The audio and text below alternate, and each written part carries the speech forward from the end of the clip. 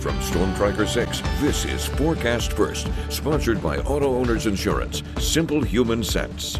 We had yet another dreary day across the forecast area, and we're going to continue to see those below average temperatures in the forecast through tonight and even into tomorrow. Right now we're looking at temperatures into the 50s, 50 degrees in Lansing and Grand Ledge, 52 degrees in Jackson, 55 degrees in Hillsdale. We're looking at some cloudy skies and some rain showers slowly moving through. This low pressure system is still slowly moving off to our east, and we're going to continue to see some light rain showers from that. As we head throughout the next couple of hours, we'll continue to see those rain showers in the forecast. All the full details coming up in just a little bit. 6 News at 5 starts right now. WLNS is here for you, celebrating 75 years of bringing you the news with 6 News at 5. Mental health advocates are saying Michigan is in a crisis. It's our top story at 5. Thanks for joining us. I'm Jorma Duran. It's Mental Health Awareness Month, and legislators and health officials held an event today at the University of Michigan Health Sparrow to address state concerns regarding shortages in behavioral health resources. 6 News reporter Sean Graney was there today. He's here for you now live with those details. Sean. Jorma, mental health advocates met today in hopes of highlighting the needs of patients for critical infrastructure, long-term hospital beds, and emergency resources to help with the overall improvement of behavioral health. It's hard to see patients, particularly the pediatric patients, but also adult and all patients that come through here that are not able to get the kind of care they need on long-term in the community through the addition of behavioral health beds. State lawmakers and local health officials say Michigan currently ranks 46th in the U.S. in behavioral health resources, offering 5 psychiatric beds per 100,000 people. Countless families waiting on what can be life-saving care. In an emergency situation, every second, staff member and room availability matters. They say the lack of resources has overwhelmed emergency departments, creating another hurdle between patients and quality health services. Last year, for over 18 months, we collected data from our hospitals and health systems that told us that on any given day, there are more than 155 patients that are stuck in emergency departments across the state that are looking for behavioral health services. And honestly, that's a pretty conservative estimate. A lot of what we see in mental health can cause homelessness, or folks who are experiencing homelessness have a root cause of mental health. And so it's just trying to get to that root cause, provide appropriate care so that we can kind of tackle some of those other problems. Officials say Medicaid beneficiaries are among the most impacted, with 1 in every 3 Medicaid patients waiting more than 2 days in emergency departments for care. The patients that are Medicaid beneficiaries in state law have to work with a local community mental health agency, and that adds an additional layer of complexity for patients. Healthcare officials say policy changes and key investment in critical treatment options are still needed to improve behavioral health services. If anyone is experiencing a mental health crisis, you can head to the Scene on 6 section of our website, where we have mental health support and resources. Back to you. Sean, thank you very much. Today, the children of Dee Warner and their attorney held a press conference to share an update on the case surrounding their mother's disappearance and death. The Tecumseh woman was reported missing on April 25th, 2021, and was declared legally dead in March of 2024. Her remains were finally discovered in August of 2024, concealed in a welded and repainted farm tank owned by a company linked to her husband, Dale Warner. Her death was ruled a homicide by strangulation, and today the family offered this update. Today we filed this lawsuit. There's money that is still being used and spent by Dale that should be given to the offspring, should be given to the family. We're talking 7 figures. That money should not go to a killer. That money should not go to his family. That money should go to the offspring. And that's why this lawsuit is being filed. Dale Warner has been charged with murder and evidence tampering. His trial is scheduled to start in September.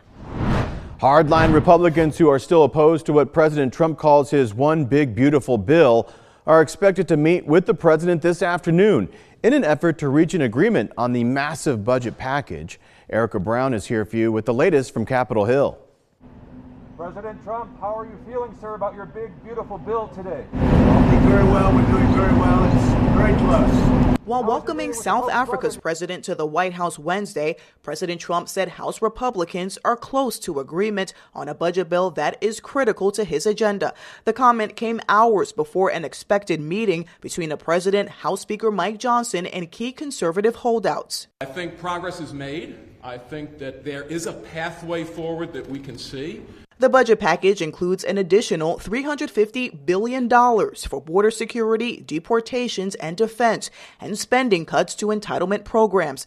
But members of the House Freedom Caucus say those cuts and efforts to root out waste, fraud, and abuse in Medicaid don't go far enough. You're having 7 times more money going to the able-bodied than the vulnerable. We're trying to fix that. Speaker Mike Johnson has pushed for a full House vote on a bill before the Memorial Day break, but the Republican holdouts say they think more time is needed to secure a deal. The House Rules Committee began debating the legislation in the wee hours, even without a final deal in place. Americans need this legislation to ensure our economic survival and the sustainability of this Republican government. You guys and Trump are perpetuating the exact broken system that people hate. You're rigging things for the rich and powerful. The committee's vote is the last hurdle before the bill can go to the full House for a vote.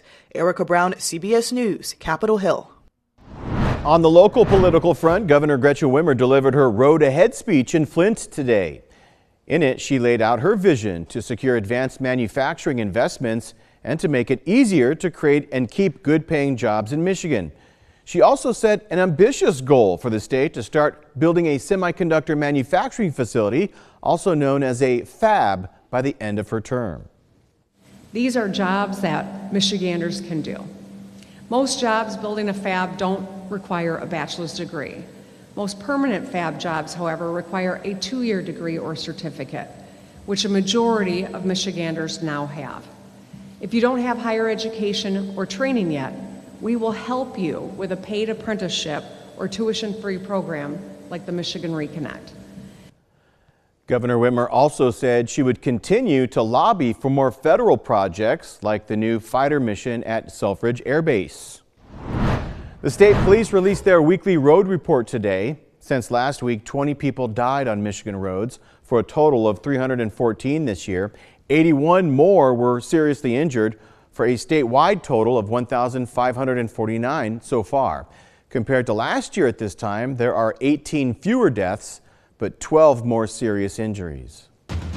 From Storm Tracker 6, this is Weather First, sponsored by Auto Owners Insurance. Simple human sense. We've seen yet another rainy day across the area with some of the rainfall almost close to an inch in some spots, especially towards Lansing where we've seen 0.08 of an inch. Other places seen almost a half an inch across the area and a little bit under that as well. We're going to continue to see a little bit more rain in the forecast for tonight and even some sprinkles in the forecast for Friday and even into some of the weekend. But we'll still keep an eye on tonight as we do have the chance for some of those showers to move in. In fact, we're looking at satellite and radar right now, and it's a widespread rain showers moving in as this low pressure system finally meanders off to our east.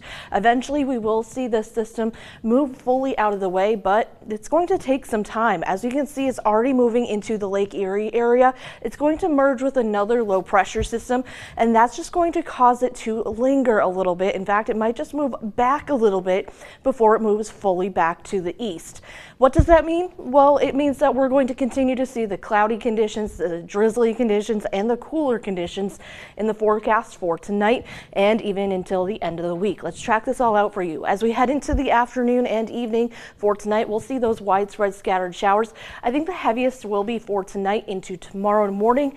Then after that, we'll continue to see just the cloudy skies, maybe just some light drizzle as we move into Thursday. Good news is that by Friday, we'll start to see some dry conditions in the forecast and some clear skies starting the day early Friday morning, but those clouds are going to continue as we head into the afternoon. For tonight, we're going to continue to see cloudy skies. We're seeing them on our Skyview network camera, Capital Cam. Temperatures are in the 50s. Our winds have shifted. We saw them from the east. Now they're from the northeast, but that's going to allow cooler air back into the forecast. 50 degrees still into Grand Ledge, and we're also still seeing those soggy looking roads down into Hillsdale. 54 degrees after a feels like temperature of about 54 degrees as well. Still looking gray and gloomy even down into Jackson. Temperatures 52 degrees. That northerly wind making it feel a little bit chilly. For tonight, we'll see temperatures into the 40s, right around 45 degrees with those cloudy skies and some showers in the forecast as well. Then as we head into the next couple of hours, even into tomorrow, we'll start to see those winds pick up once again.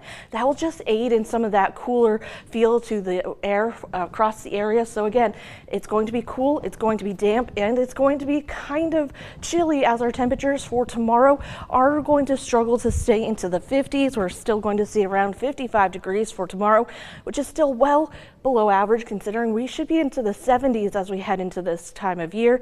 But as we look on the 6-day forecast, we do see some sunshine return, hopefully by at least Sunday, I think. Hopefully we'll see some sunshine, but then as we head into the week after next, temperatures do return to the 70s with plenty of sunshine, which is pretty close to where we should be for this time of year. Yeah, I want to be normal. Yeah. Because last night you told us that average is around the 70-degree mark. We're not even close to that. We're nowhere close to that. So we got to get there. Okay, yeah. We appreciate the update.